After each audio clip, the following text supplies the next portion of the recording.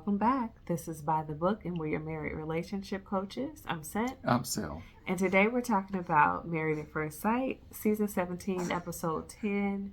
Wanted to talk briefly about Cameron and Clare. Claire.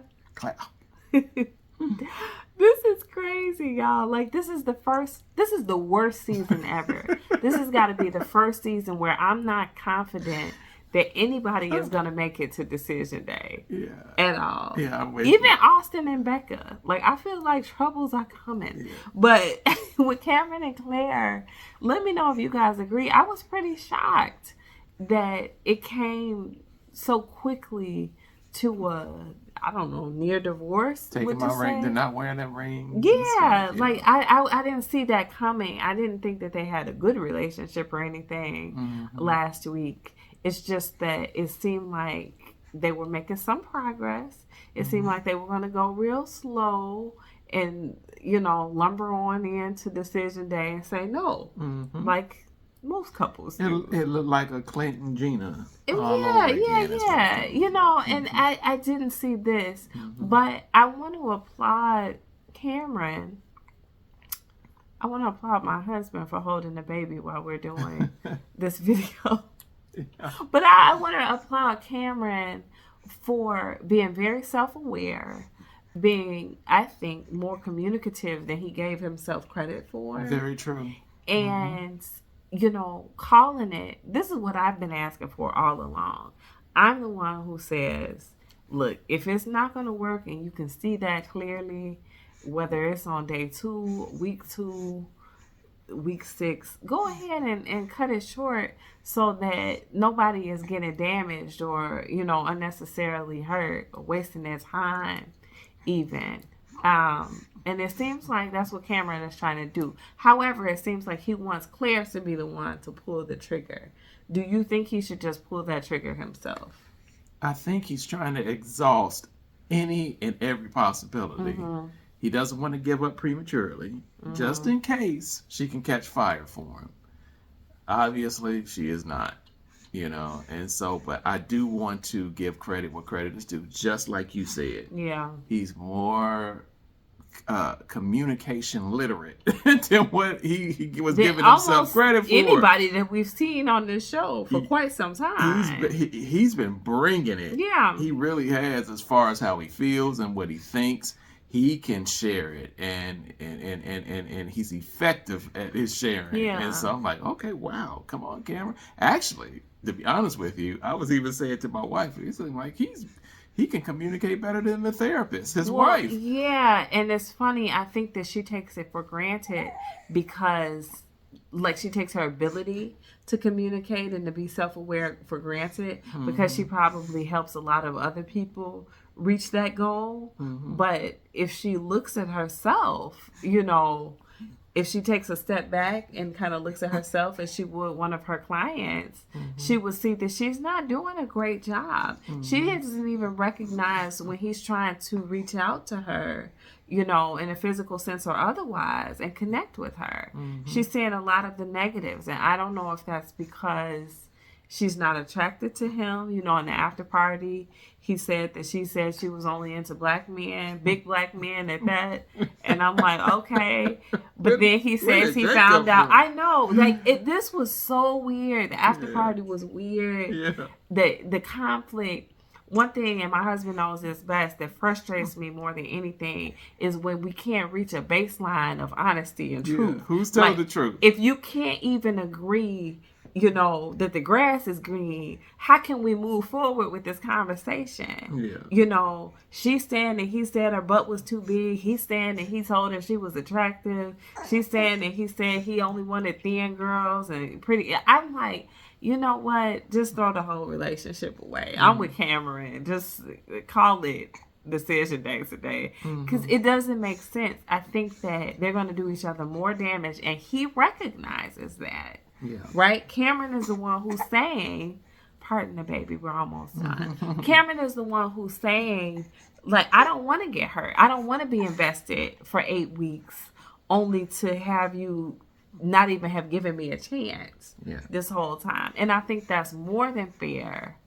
And I wouldn't be mad. It looks like the previews are showing that they continue on this process, but I wouldn't be mad if they ended it. I would be mad at Married at First Sight because I think they're getting worse and worse with their relationship choices. Worse and worse. The whole me and Scent talk, and we're just like the couples that they hooked up this season. You continue to hear about religion and faith against non-faith, Christian against non-Christian, and things of that sort. And you can see that this man is an avid atheist. He doesn't. I didn't even know atheists could be avid. He's an avid atheist. He is in his. Pardon me if that's offensive. He's in his disbelief.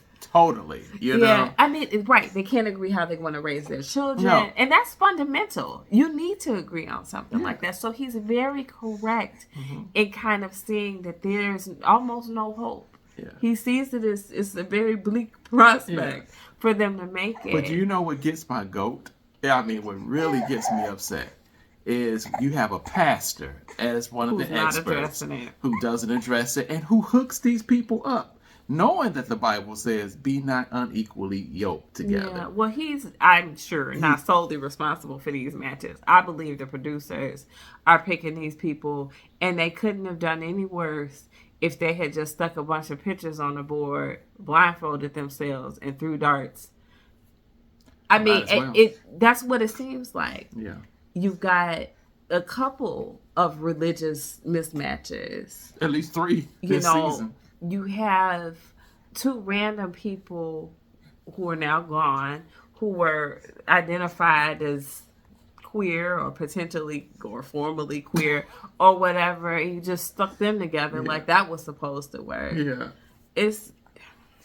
I could turn this into a rant about how disappointed I am, but I really wanted to just talk about Cameron and Clare for a moment and get you guys' thoughts on whether they should just go ahead and pull the plug. I do think they're unequally yoked. I do think that they have too many fundamental differences. I don't even see where they're compatible. I don't even see, how they're always like, well, I see why the experts matched us. Yes. I don't even see that. Yeah. They're 2 decent people, 2 intelligent people, but since when has that been enough? This is whack. I'm very disappointed. So compatibility is definitely not enough, and we're seeing that with these couples. I mean, she doesn't get his sense of humor. Yeah. She doesn't understand anything about him. Their love languages don't match up. She's upset with him because he didn't share about his father's health condition. That's something that's sensitive, that he may not have wanted to talk about on their wedding day. And, I'm not just trying to be all completely in Cameron's corner, but ever since, the only thing he really did that ticked me off was that whole airport thing where he wouldn't carry her bags or whatever. But now the more that I think about it, maybe that was his sense of humor. I still think it was in poor taste, but I don't know if that was his sense of humor. That was definitely a sad move, for him. Yeah, I didn't like it. But everything beyond that point has been okay for me in terms of Cameron. And I'm fine to say I've changed my mind about him a lot. Yeah. I would have liked to have seen him matched up with someone who was a more suitable match for him. I agree. But I was also kind of still on the fence a couple of weeks ago with him because I didn't know if he was just trying to change his tune just so he can get sex from her. Because I was just like, yeah, okay, he's coming around. But is he actually being authentic and genuine about what he's trying to accomplish as far as a marriage is concerned? Or is he just trying to get the nookie? I didn't know.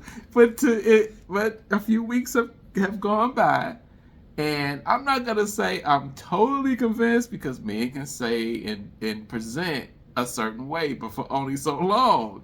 And so, the proof in the pudding definitely is if he can continue, then we're like, okay, this is who he really is, or he really did have a heart change. But I am impressed for the turnaround that he's done for this short amount of time. Yeah. So that's it, guys. Let us know your thoughts about Cameron and Clare. Are you as disappointed as I am? And do you think they should pull the plug? Because I certainly do. If they end up with just one couple at decision day, so be it. Yeah. Because this is bad. Yeah. Sad. And sorry. It is. Yeah, like, I get it that they like the drama, but I don't think they were even going for this much drama. No, I don't think this so. is just pathetic. Where one couple didn't even say "I do" at the altar. Come on, I mean they fire them all. I don't know. Anyway, drop those comments below, guys. Sorry for the baby interruptions, but we're doing our best. Yes. Drop the comments, like, share, subscribe. And we will all talk to you soon. Yeah. Bye, guys. Bye.